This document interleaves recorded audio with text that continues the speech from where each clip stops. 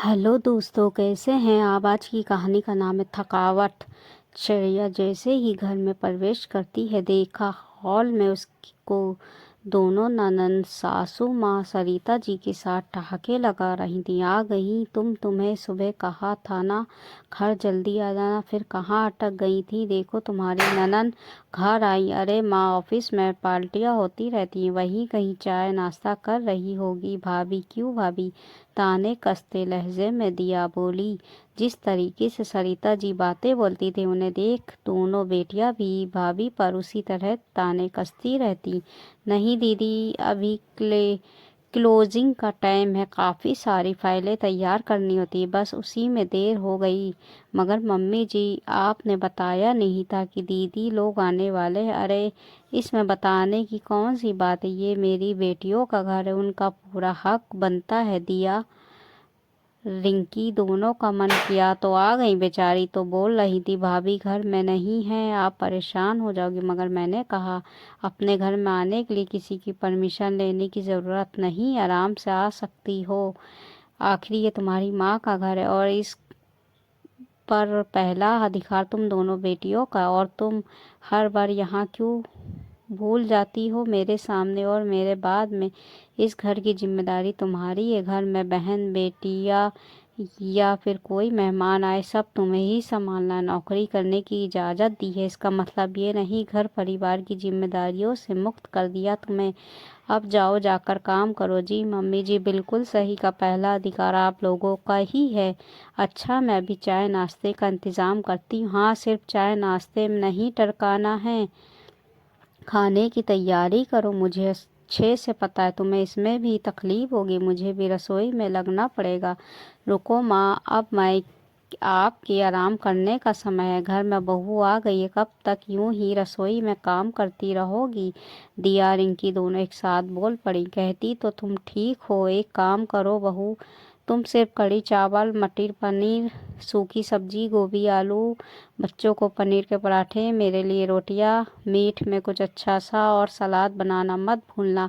अब चिड़िया क्या बोलती, ये तो हर बार ही होता है। सासू माँ को अच्छे से पता है कि ऑफिस में देर सवेर हो ही जाती है, फिर भी अकेलापन का बहाना बनाकर कभी अपनी बेटियों को, कभी अपनी ननद को, तो कभी पास रहती अपनी सहेलियों को घर पर खाने के लिए आमंत्रित कर देती है। कभी कभी तो पहले से बता देती है, पर कभी कभी सरप्राइज विजिट के नाम पर बहू की परीक्षा लेती है कि अब अचानक बहू थकी हारी ऑफिस से आकर ससुराल की जिम्मेदारियां उठा पाएगी कि नहीं, ये कोई नहीं सोचता।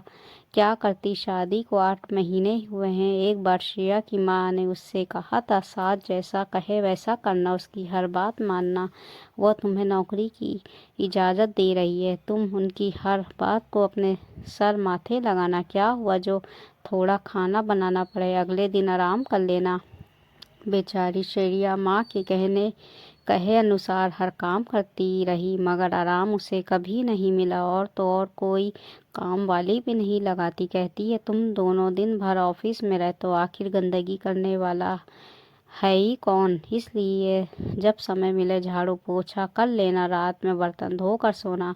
अब उसके पास सुबह झाड़ू पोछा नाश्ता खाना और सबसे ज़रूरी सासू माँ के कमरे में चाय पहुँचाने का काम। तो आराम से सोचते हुए अपने कमरे में पहुँची तो देखा बच्चे टीवी पर वीडियो गेम खेल रहे थे। सारा कमरा तहस नहस था, तकिया चादर सब बिखरे पड़े थे। ड्रेसिंग टेबल पर के कांच पर बच्चों ने लिपस्टिक और नेल पेंट से पेंटिंग बना दी, जिसे देखकर उसे बहुत गुस्सा आया। मगर अभी अगर नंद के बच्चों से कुछ भी कहा तो घर में महाभारत हो जाएगी। यही सोचकर चुपचाप कपड़े बदले, हाथ मुंह धोकर कपड़ा लेकर ड्रेसिंग टेबल का कांच साफ किया और रसोई में आकर चाय बनाने लगी। अच्छे से पता था कोई मदद के लिए आगे नहीं आने वाला। अरे भाभी, मेरे लिए चाय मत बनाना, हम तो कॉफ़ी पियेंगे, ननद ने आवाज़ लगाई। नहीं, नई फरमाइश। श्रेया चाय कॉफ़ी सूखा नाश्ता टेबल पर सजा देती है, बहू कुछ नहीं तो गर्मा गर्म पकौड़े बना देती। कौन सी ननद रोज रोज आकर तुम्हारा ना राशन खाती है, अभी खाने की तैयारी भी करनी है। इसलिए कितना भी कर लो, सासू माँ कभी प्रसन्न नहीं हो सकती है ना। अरे भैया, तुम जैसी कामचोर बहू नहीं देखी। हमने तुम्हें नौकरी करने की इजाज़त दी और तुम हो कि हमारी घर की बेटी को कुछ अच्छा बनाकर नहीं खिला सकती। भाभी, अगर ऐसी बात है तो अगली बार से हम आना बंद कर देंगे। हमें तो लगता है कि आपको अकेले रहना ही पसंद है। ऐसा करो, आप खाना तो रहने ही दो, हम लोग थोड़ी देर में वापस चले जाएंगे।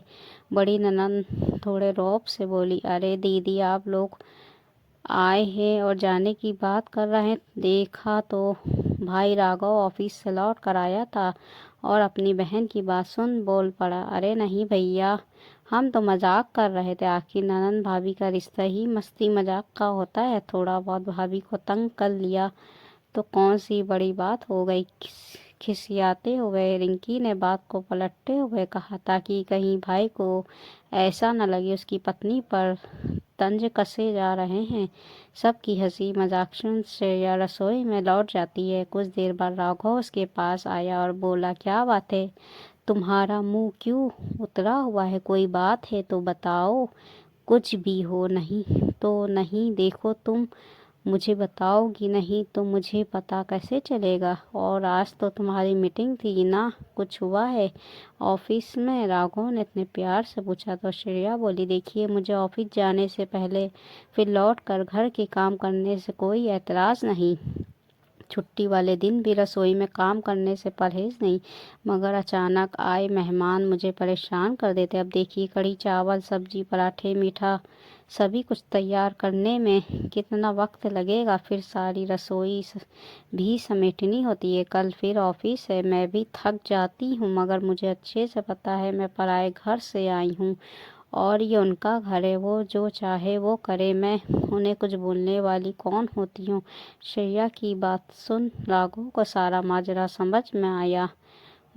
वो बोला, एक काम करो श्रेया, तुमने पराठे की तैयारी कर ली है, मीठे में तुम कस्टर्ड तैयार कर लो, बाकी सब मुझ पर छोड़ दो। थोड़ी ही देर बाद एक डिलीवरी बॉय खाने की टिफ़िन दे गया। तब दिया रिंकी आश्चर्य से बोली, राघव, खाना बाजार से क्यों आया है? श्रेया के हाथों में मेहंदी लगी है क्या? नहीं दीदी, मेरे दोस्त ने टिफ़िन सेंटर शुरू किया। जब मैंने श्रेया से खाने का मेन्यू पूछा तो मुझे याद आया, उसने मुझे कार्ड लेते समय बोला था मेरे यहाँ कढ़ी चावल आलू गोभी पनीर की सब्जी स्पेशल बनाई जाती है। तो मैंने सोचा क्यों ना आपको कुछ हट के स्वाद चखाया जाए। घर का खाना तो आप लोग खाती ही रहती है, इस बार कुछ नया किया जाए।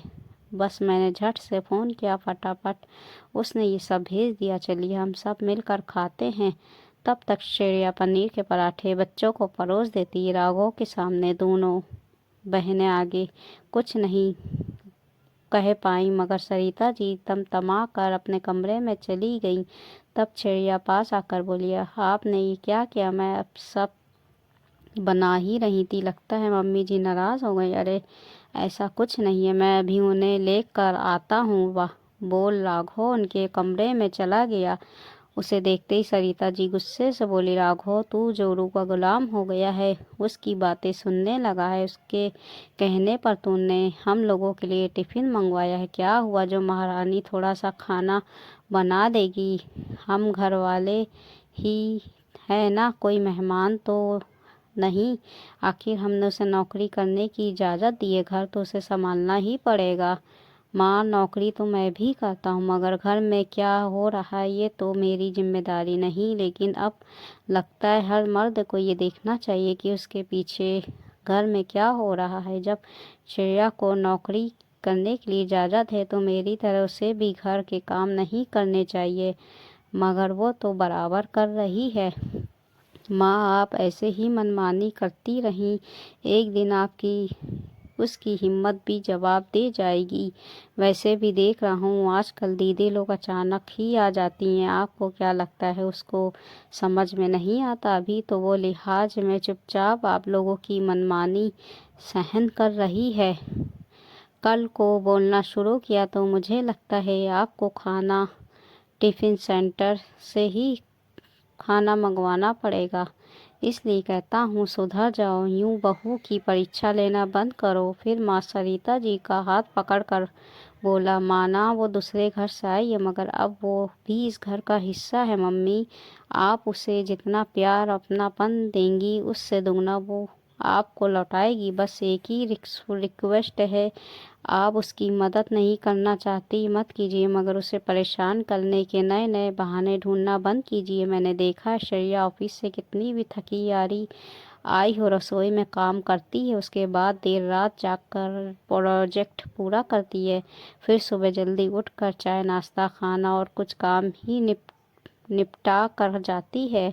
मम्मी कोई वो मशीन तो नहीं है जिसे दर्द तकलीफ थकावट नहीं होती। बहू भी आपकी बेटी की तरह इंसान ही है, ज़्यादा नहीं तो थोड़ा ख्याल आपको रखना ही होगा।